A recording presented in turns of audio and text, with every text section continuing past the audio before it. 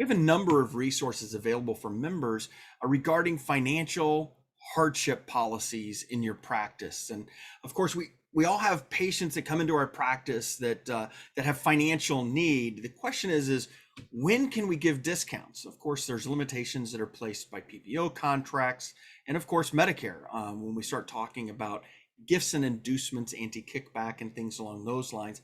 So we have to be incredibly careful in this arena to really dot our I's and cross our T's. Now, I would encourage you to take a look at all of our resources in regards to financial hardships. In fact, we have actually a template policy that you can download. And remember, all of our forms and templates are available for members.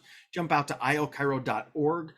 And if you look at the top, you'll see member benefits. And one of the key items underneath member benefits in that drop-down menu are forms and templates. Grab that and you'll see a vast array of a number of different forms and templates available. But when it comes to your financial hardship policy, it's really important to kind of understand a baseline. And Medicare and OIG really kind of set that example, both for the PPO agreements and for Medicare. And really, many times if you're meeting that Medicare requirements, the Medicare requirements for the financial hardships, then you'll also be able to do that for your private insurance carriers as well.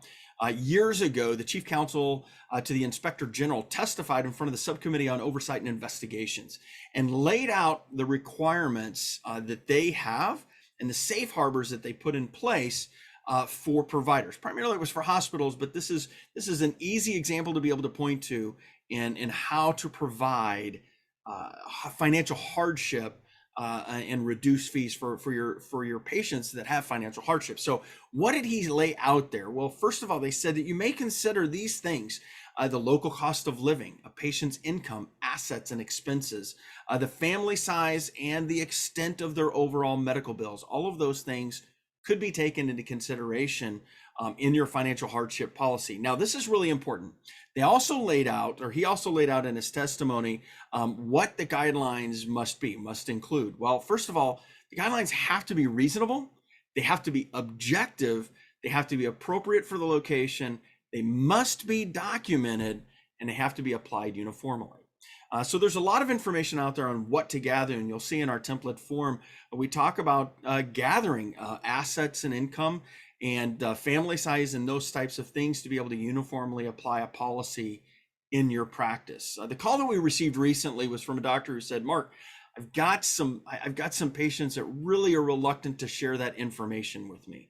Well, the good news is in this testimony, they laid out some other things, but it's going to require more work on your part in order to remain compliant. You can't just carte blanche say that it's okay. And you'll remember from previous video, you can't just say, well, they're on Medicaid, therefore. That actually is specifically precluded. You have to have a policy in place. You have to be able to document it, and it has to be reasonable, and it has to be applied across the board.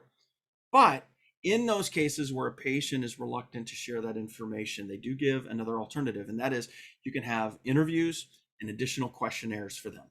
And so, at the end of the day, they're going to have to share some information. They're going to have to provide something to you to clearly demonstrate that they are in a financial hardship position, and that's to protect you, right? We want to make sure that you're protected from the anti-kickback statutes and challenges that would arise would be risen if you didn't jump through the appropriate hoops. And also, you want to make sure that you're not breaking through some of the challenges that are introduced with the gifts and inducement laws for Medicare as well, or in violation of your PPO contracts. So again, you want to make sure that they're all reasonable, objective, appropriate for your location, for your geographic location, and for your area. You've got to document it very clearly and apply it uniformly. Check out our policy that we have online. It has all of those components, and we'll catch you next week.